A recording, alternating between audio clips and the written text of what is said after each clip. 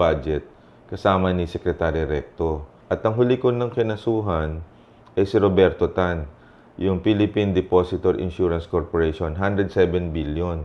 Ito yung pondo na pagka nag-bank run at nalugi, yun ang magbibigay sa mga... Pati yun nawala? Nawala, 107 billion.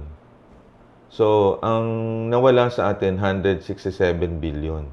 Unaccounted? Unaccounted. Ang final kasi ng case ng mga petitioners ay yung 60 billion.